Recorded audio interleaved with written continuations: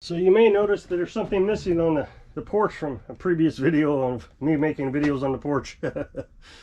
So the guy who had the snowblower, he came and picked it up yesterday, January 28th. That's an important date because when he messaged me, he said he'd pick it up on February 28th. So obviously that was a typo.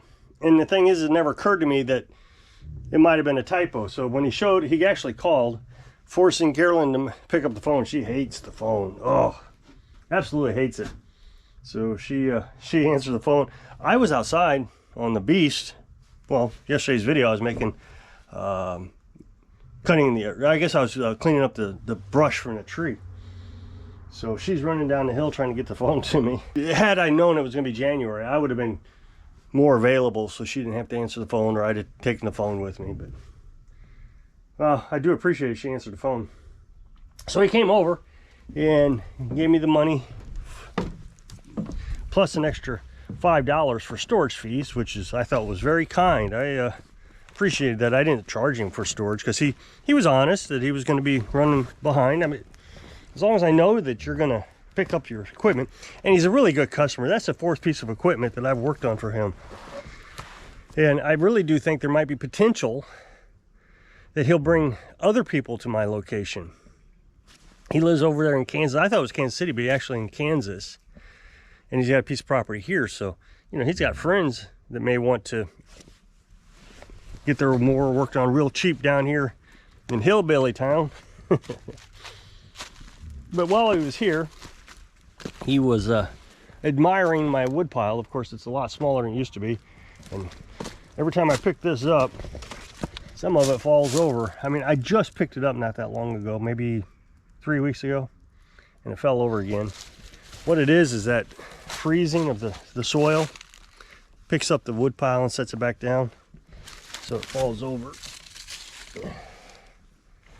So he was admiring the wood pile and was talking about how he knows people that cut wood and for a living, and that's all they do. And he was talking about how he had to borrow a wood splitter, log splitter, and he went on about that. He asked me how much firewood I had, and I said, well, I think it's about 12 cords. Of course, he didn't see everything that we have because I still got some over here and some down there. And I said, I got about 12 cords, but when I did it was 15. He said, well, how long will that last you? And I said, well, the 15 would last 15 years, but the 12 is going to last 12. Yeah. He said, well, that's really impressive. That's amazing, and all, you know. And so he was talking about that log splitter. He said, yeah, well, we did it with a manual log splitter. Carolyn had this manual log splitter, and I used them all. And, you know, he was absolutely just shocked that anybody would have the capability of doing that. He said, as much work as it was to use the log splitter. Now, I don't mean this to criticize him. That's not what I'm saying at all. But I mean, you can see here we use a maul here. Probably use the hatchet for the rest of it because it's just getting too small to really get a good swing on them. Then I got all this stuff over here that I got to get split up. But see, this one fell over too with that big freeze. The ground froze and swelled up and then fell back down when I thawed it out. So I'm going to interrupt this video real quick and ask that you go watch through this video, get to the end of it, click the up next box to take you over to my other channel, and there will be a brand new video to watch. And you know, I think about, I don't know why, but when I think about using them all, I think about Abe Lincoln. I just always thought, I mean, Abe did it. The old timers did it. They didn't have a log splitter. So, you know, we've just kind of softened the more the technology has become available.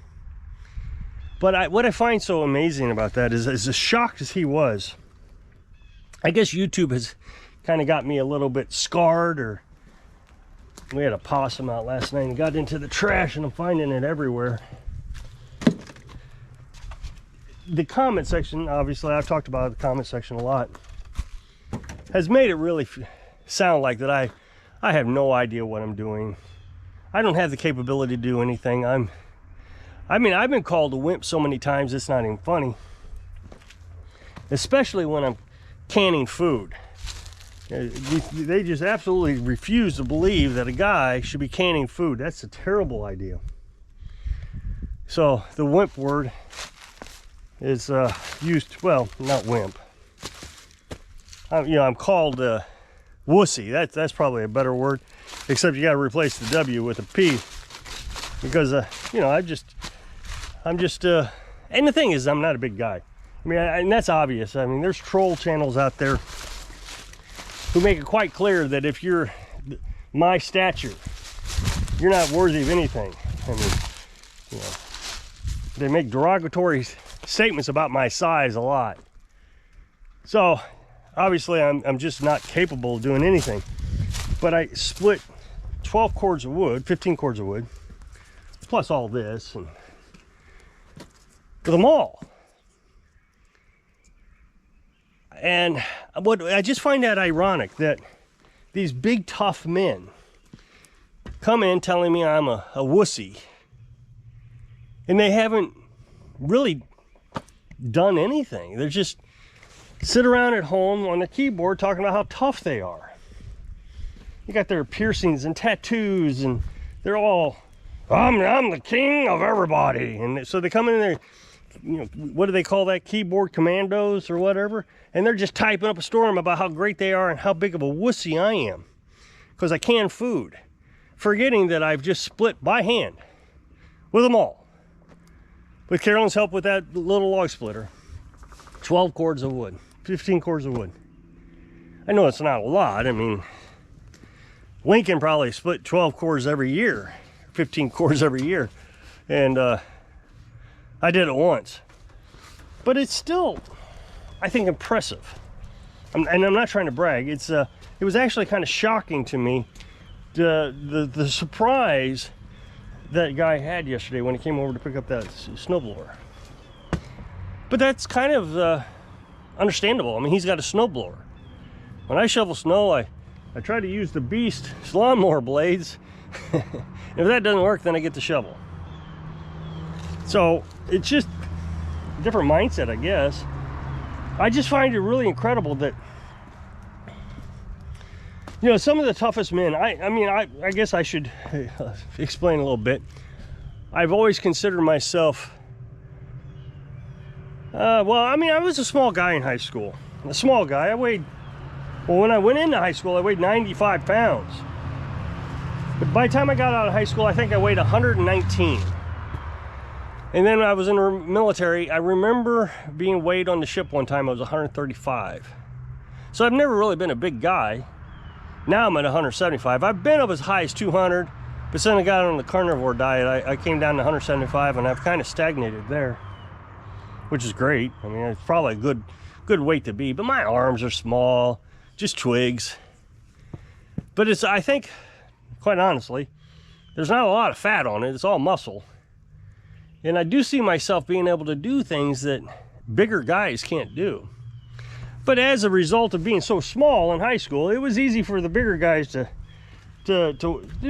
beat you up and pick on you and do things. And I'm not saying I was bullied. I'm not going to get into all that whiny stuff. That's not what I'm trying to do. And the other thing is I had a lot of Christian beliefs. Turn the other cheek. I stood up for myself one time. It was in shop class against two football players. And the first one, I don't think anybody was impressed with. When it was 2 against 1. And I hit him, and he just walked away. He didn't do anything. And then so the other one came up, and I hit him. I mean, it was pretty serious. I was in trouble. Two huge guys. And I had no choice. I had to hit first.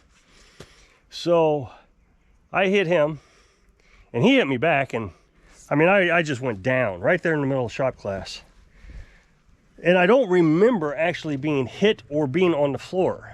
I remember turning around and looking at this time it was a substitute teacher. And she said, "Go to the office." That's all I remember. But apparently I went to the floor. I must have been knocked out briefly and jumped right back up. Well, from that point forward, I was treated with a whole lot of different respect. As a matter of fact, the guy that knocked me on the ground, him and I became friends. Not great friends, but there was many times he came over to the house. Or, well, I remember a time he invited me to go to this old quarry. I mean, him and me and a bunch of other guys, we went to this quarry to go swimming. So, I mean, there was a politeness to each other, I guess. I don't know how to put it. So, I mean, I had friends, real friends, that was friends with him too. So, I mean, we kind of had to hang out together. But it really got me a lot more respect. The point is now that I'm older, I see things that I don't understand. I've been told many times as an adult that I'm a coward, I'm a chicken, I'm a prude, by people who have to smoke illegal substances just to get through life, or have to drink alcohol just to get through life. And I don't do either. I mean, I don't know how many people will believe that statement, but I don't. I've never used anything. I mean, I smoke cigarettes, but I've never smoked any illegal substances. Never taken any illegal substances.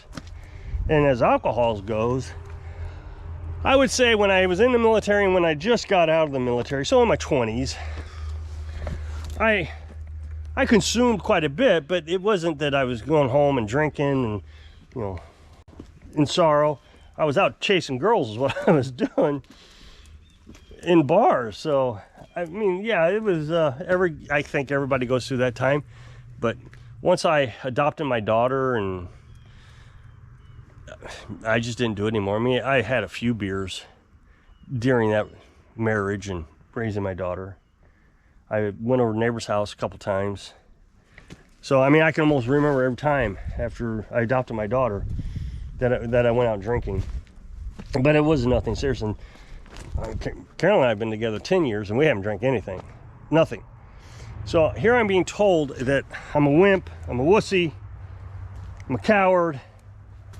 But I have enough strength and courage to face life every day without a crutch. I mean, I drink my coffee, but that's just, you know, you gotta have some pleasures in life. But I don't need a crutch to get by.